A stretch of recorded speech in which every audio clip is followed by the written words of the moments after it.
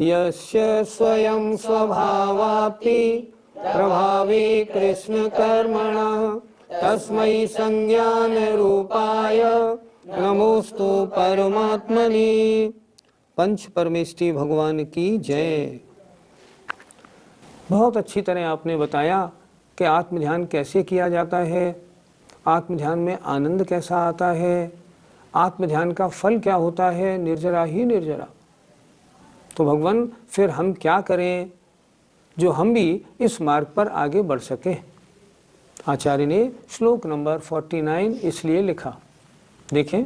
अविद्याभिधुरम ज्योतिः परम ज्ञानमयं महत् तत्प्रष्टव्यम तदिष्टव्यम तदृष्टव्यम मुमुक्षुभिः। अविद्याभिधुरम, अज्ञान को नष्ट करने वाली यह ज्योति कैसी है?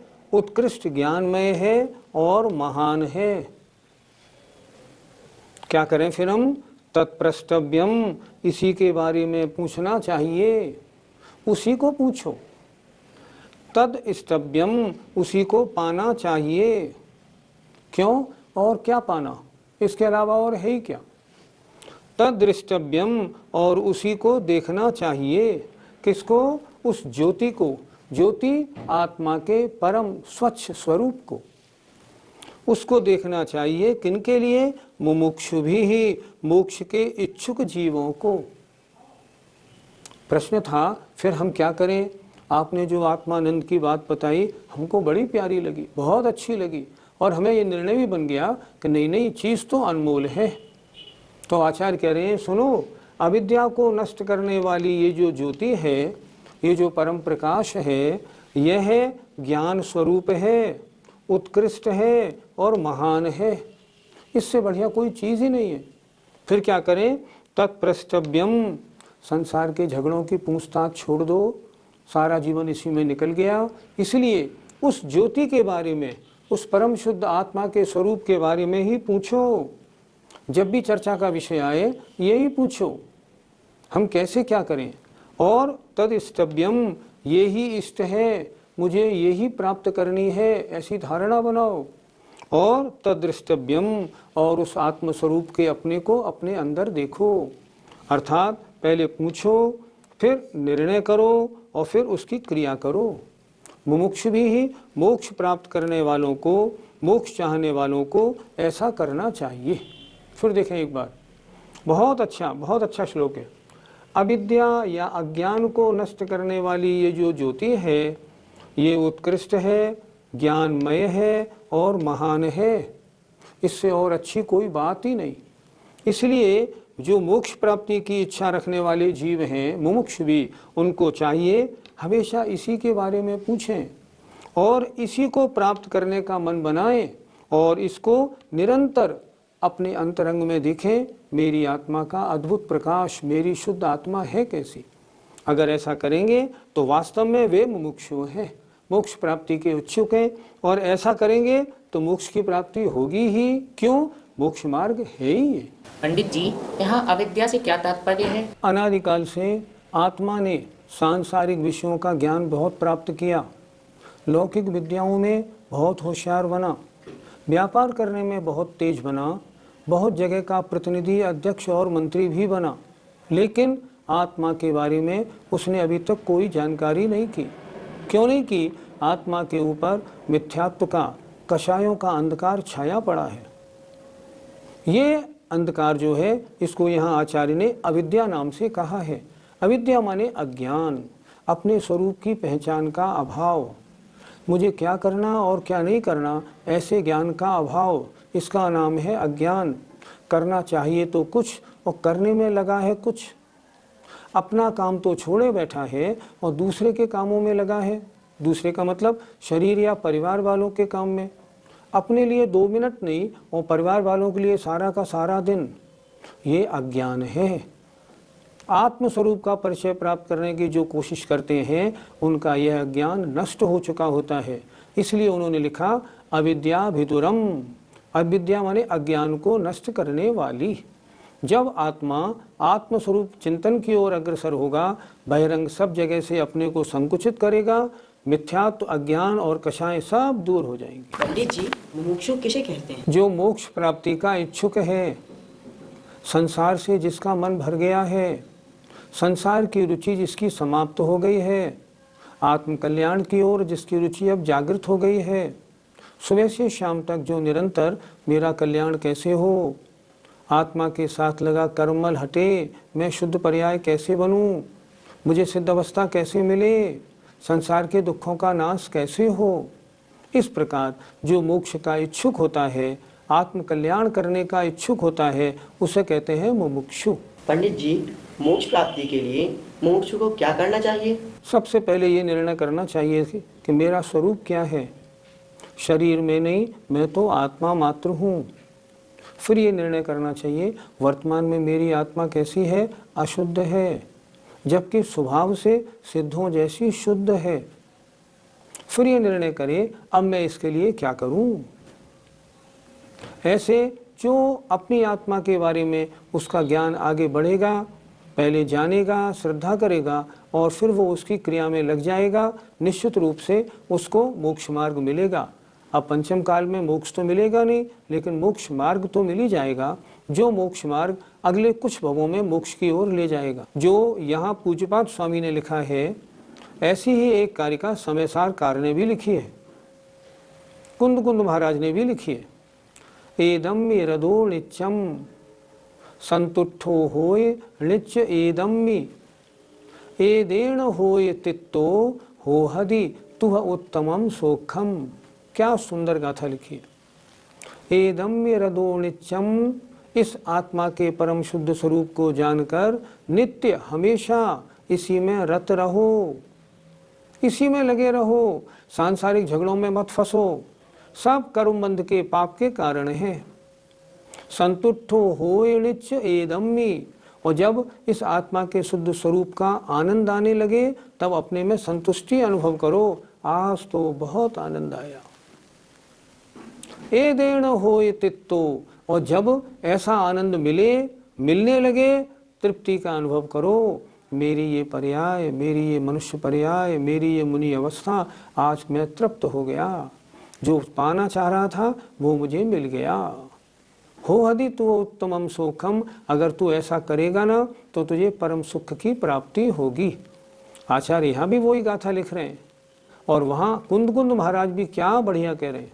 पंडित जी, जो ऐसा ध्यान ना लगा सके उसे क्या कहा जाए? आत्मा के बारे में जब भी चर्चा होती है, समयसार जी की गाथाएं सब पटल पे घूमने लगती हैं, क्योंकि आत्मा के बारे में जो समयसार में कथन है अन्य किसी ग्रंथ में नहीं पाया जाता। शुद्ध आत्मा का सार माने स्वरूप जिसमें कहा गया हो, उसका नाम समयसार है। कितनी सुंदर एक गाथा आपके प्रश्न के उत्तर में लिखी है उन्होंने। परमाणु मित्यम पीहु रायादीणम तु विज्यदे जस्स लविसो जानदी अप्पाणयम तु सौवागम धरोवी। उन्होंने लिखा है, यदि तेरे में परमाणु मात्र भी राग अभिशेष है, परमाणु मित्यम पीहु रागादीणम तु विज्यदे जस्स, जिसके मौजूद है, अभी तक जिसके परिणामों में राग द्वेष रूप विकल्प निरंतर जागृत हैं, आ रहे हैं, चल रहे हैं। णविसो जानदी अप्पाणयम, वह अपने आत्मा को नहीं जानता, चाहे वो सव्वागम धरो भी, सारे आगम का पंडित क्यों नहीं हो। पंडित होना और बात है और उस आनंद रूप परिणमन करना और बात है।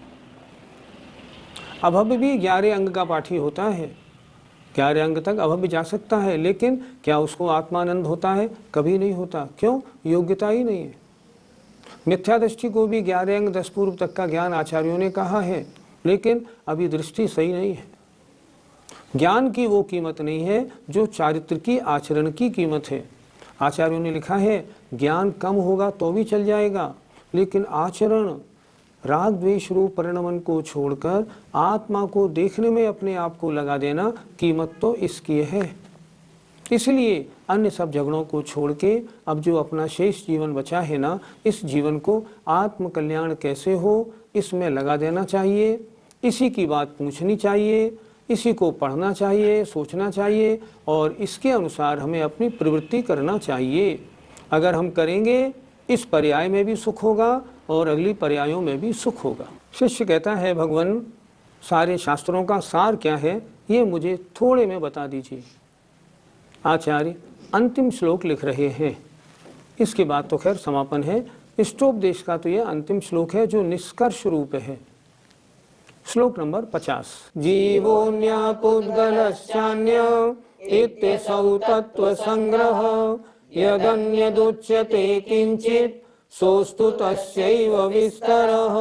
सारे शास्त्रों का सार क्या है ये इस एक श्लोक में आचार्य ने दिया है। आचार्य कह रहे हैं जीवो अन्यः, जीव अन्य है और पुद्गल अन्य है।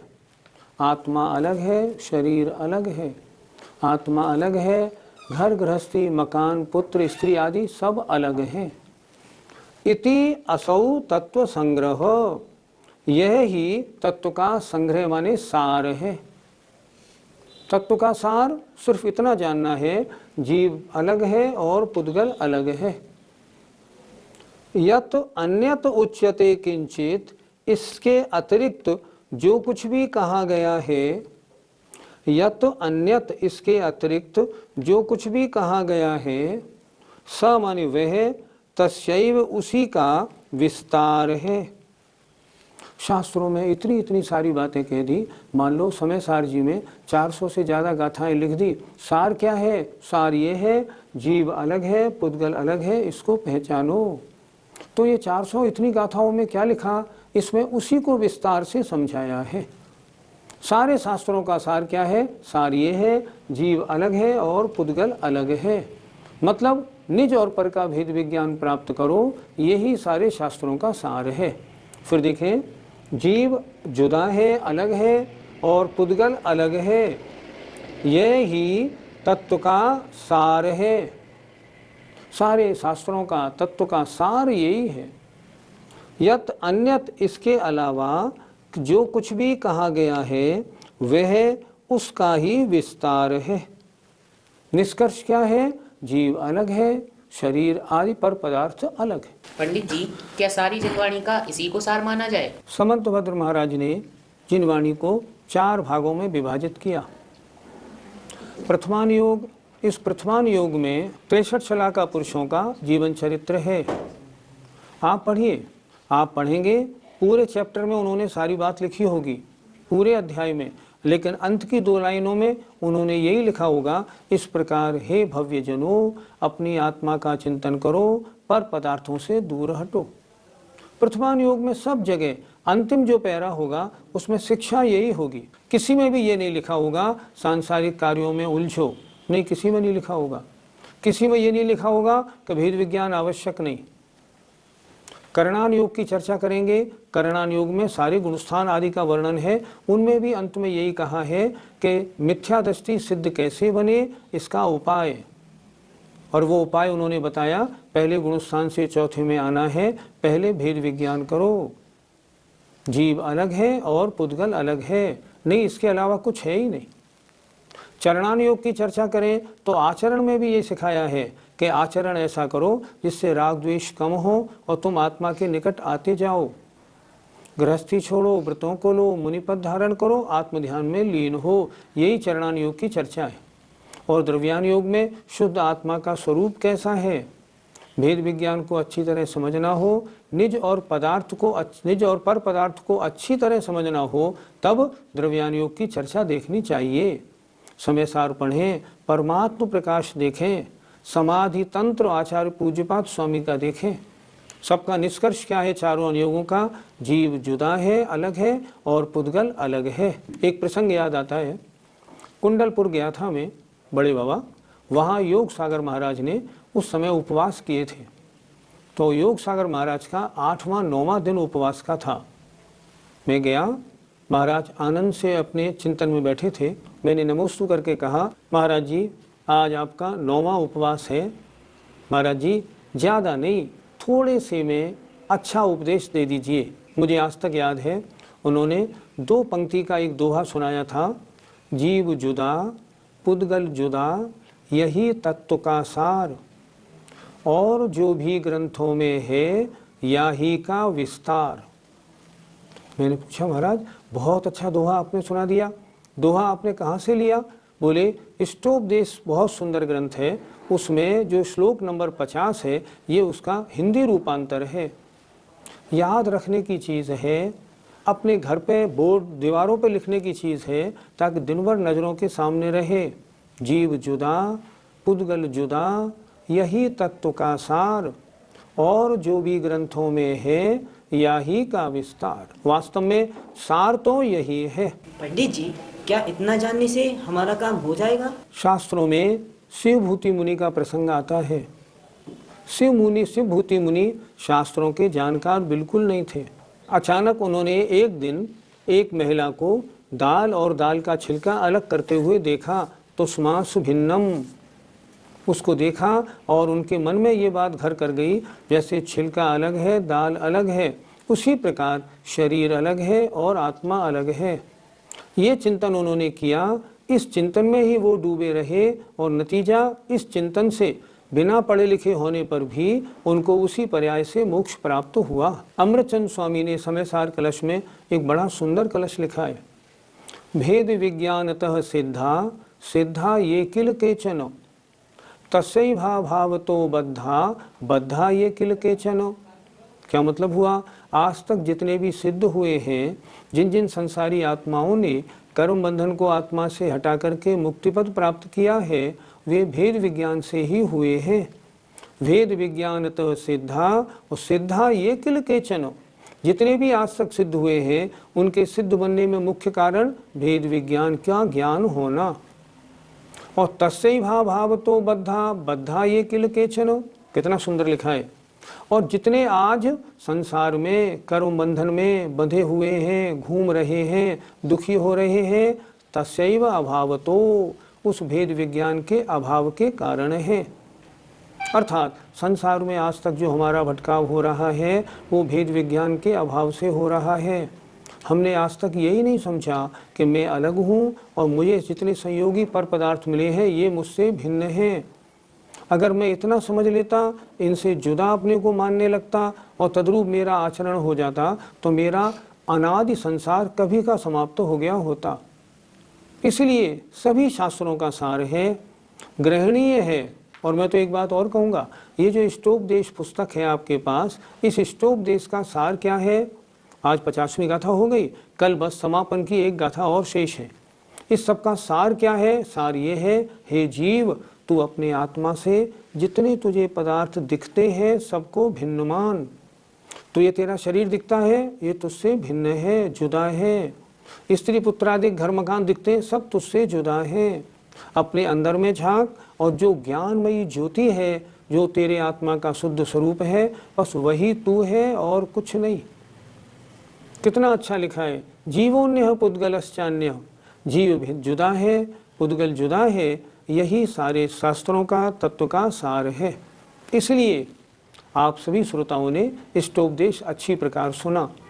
मेरा आपसे नम्र निवेदन है, इसको याद करना और याद करके इनकी कारिकाओं की जुगाली करना। बहुत आनंद है। 1500 वर्ष पुराने इस शास्त्र में पूज्यपाद स्वामी ने अपने जीवन का सार भर दिया है। और अगर ये आज वाला श्लोक भी आपने जीवन में उतार लिया तो निश्चित रूप से कल्याण होगा। मुझे उम्मीद है आप सबने इष्ट उपदेश को इष्ट उपदेश समझकर ही ग्रहण किया होगा और जीवन में उतारेंगे। जय जिनेंद्र।